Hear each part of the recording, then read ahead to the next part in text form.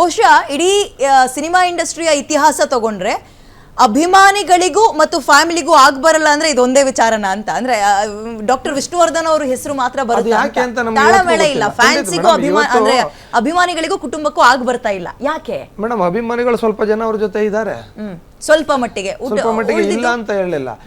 ನಾವು ಒಳ್ಳೆ ಕೆಲಸ ಮಾಡ್ತಾ ಇರೋಂಥವ್ರು, ನೀವು ನಮ್ಮಿಂದ ಏನಾದ್ರು ತಪ್ಪಾಗಿದ್ರೆ ಕರೆದು ಬೈರಿ, ಬುದ್ಧಿ ಹೇಳ್ರಿ, ನೀವ್ ಯಾಕೆ ಹಿಂಗ್ ಮಾಡ್ತಾ ಇದ್ದೀರಾ, ವಿಷ್ಣುವರ್ಧನ್ ಅವ್ರ ಹೆಸರಿಗೆ ಚ್ಯುತೆ ತರ್ತಾ ಇದ್ದೀರಾ ನೀವು ಅಂತ ಕೇಳಿ ನಾವು ಅದಕ್ಕೆ ತಲೆಬಾಗಿಸಿದ್ದ ಇದ್ದೀವಿ. ಆ ತರದ್ ಯಾವ್ದು ಮಾಡಿಲ್ಲ ನಾವು ಇವತ್ತರೆಗೂ, ಮುಂದೇನು ಮಾಡಲ್ಲ.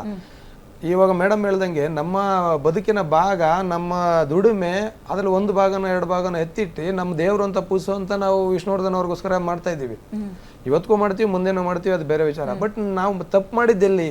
ನೀವು ಕರೆದು ಬುದ್ಧಿ ಹೇಳಿ ಅಲ್ವಾ, ನಾವು ತಪ್ಪು ಮಾಡಿದ್ದೆ ಆದ್ರೆ ಯಾಕೆ ಈ ತರ ನಮ್ಮನ್ನು ದೂರ ಇಟ್ಟು ದೂಷಿಸ್ತಾ ಇದ್ದೀರಾ? ನಮ್ಮೇಲೆ ನಾವು ಮೇಡಮ್ 16 ದಿನಗಳ ಕಾಲ ನಾವು ಫ್ರೀಡಂ ಪಾರ್ಕ್ ಅಲ್ಲಿ ಆಮರಣವಂತವಾಗಿ ಒಂದು ರಕ್ತದಲ್ಲಿ ವಿಷ್ಣುವರ್ಧನ್ ಅವರ ಫ್ಯಾಮಿಲಿ ಅಂತ ಬಂದಾಗ ಅದೇ ಅವರ ಹೆಂಡತಿ ಮತ್ತು ಮಗಳು ಅಳಿಯ ಅಂತ ಬಂದಾಗ ನಿಮ್ಮನ್ನ ಅಭಿಮಾನಿಗಳನ್ನ ದ್ವೇಷ ಮಾಡ್ತಾ ಇದ್ದಾರಾ, ದೂರ ಇಟ್ಟಿದ್ದಾರಾ? ಬೇರೆಯವ್ರದ್ದು ಮಗಳು ಅಳಿಯ ಬರೋದು ಎರಡನೇದು ಮೇಡಮ್. ನಾವು ಭಾರತಿ ಮೇಡಮ್ ಅವ್ರಿಗೆ ಕೇಳ್ತಾ ಇದೀವಿ ನೇರವಾಗಿ. ನಾನು ಭಾರತಿ ಮೇಡಮ್, ನಾನು ಡಾಕ್ಟರ್ ವಿಷ್ಣುವರ್ಧನ್ ಅವರ ಒಬ್ಬ ಅಪ್ಪಟ ಅಭಿಮಾನಿ ಕೇಳ್ತಾ ಇದ್ದೀನಿ, ಯಾಕೆ ಈ ತರ ಮಾಡಿದ್ರಿ ಮೇಡಮ್?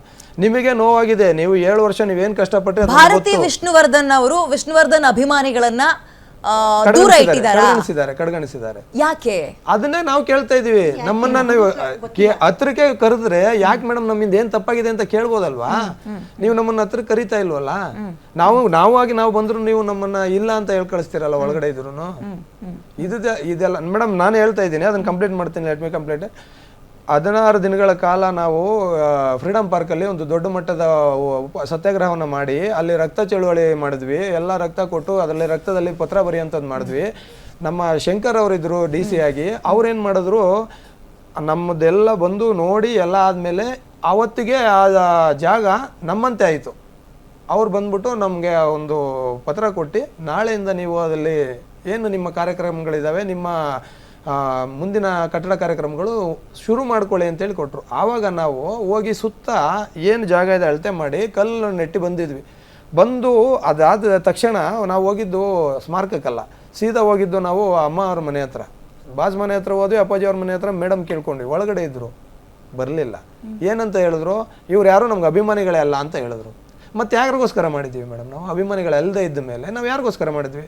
ನಮ್ಮನೆ ನಮ್ಮ ತಂದೆ ತಾಯಿಗೋಸ್ಕರ ಏನು ಮಾಡ್ಕೊಂಡಿದ್ದೀವಿ?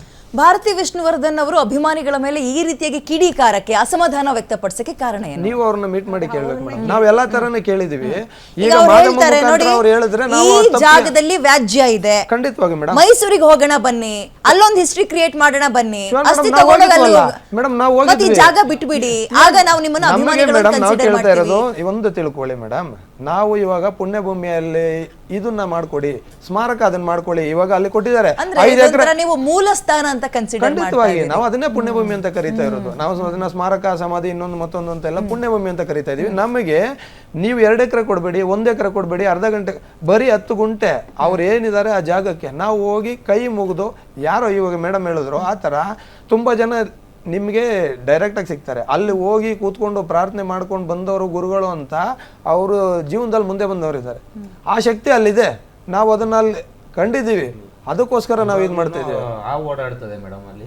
ಇವಾಗ ನೀವು ಅಷ್ಟೆಲ್ಲ ಓಡಾಡ್ತದೆ ಅಷ್ಟು ಹೇಳಿದ್ರಲ್ಲ ಮೇಡಮ್. ಇವಾಗ ನಾನು ಚಾಲೆಂಜ್ ಮಾಡ್ತೀನಿ, ಈಗ ಯಾರು ತಗೊಂಡ್ರು, ಯಾವ ರಾಜಕಾರಣಿ ಕೈ ವಾಡ ಇದೆಯೋ, ಯಾವ ಇನ್ನೊಬ್ಬರ ಕೈ ವಾಡ ಇದೆಯೋ, ನಾನು ಯಾವುದೇ ಪ್ರಶ್ನೆನ ಅವ್ರ ವಿರುದ್ಧವಾಗಿ ಮಾತಾಡ್ತಾ ಇಲ್ಲ. ಯಾಕಂದ್ರೆ ನಾನು ನಿಮ್ಮನ್ನ ಪ್ರಶ್ನೆ ಕೇಳ್ತಾ ಇರೋದು, ಈ ತರ ಸಮಸ್ಯೆ ನಾನು ಇಡೀ ಸಿನಿಮಾ ಇಂಡಸ್ಟ್ರಿಯ ಹಿಸ್ಟ್ರಿಯಲ್ಲೇ ಕೇಳಲಿಲ್ಲ. ಅಭಿಮಾನಿಗಳು ಮತ್ತು ಅವರ ಫ್ಯಾಮಿಲಿ ಒಟ್ಟಾಗಿ ಹೋಗಿರೋದು ನೋಡಿದ್ವಿ, ಬಟ್ ಇಲ್ಲೇ ನಾನೊಂತೀರಾ ನೀನೊಂತೀರಾ ಅದನ್ನೇ ಕೇಳ್ತಾರೆ ಮೇಡಮ್. ಇವತ್ತು ಹೇಗಿದೆ ಅಂತಂದ್ರೆ, ಅಭಿಮಾನಿಗಳು ಬಂದ್ರೆ ಸಾಕು ಅನ್ನೋ ಮಟ್ಟದಲ್ಲಿರುವಾಗ ಇಂಥ ಲಕ್ಷಾಂತರ ಜನ, ಕೋಟ್ಯಾಂತರ ಜನ ಅಭಿಮಾನಿಗಳಿರೋನ್ನ ನೀವು ಕಡೆಗಣಿಸ್ತಾ ಇದ್ದೀರಾ.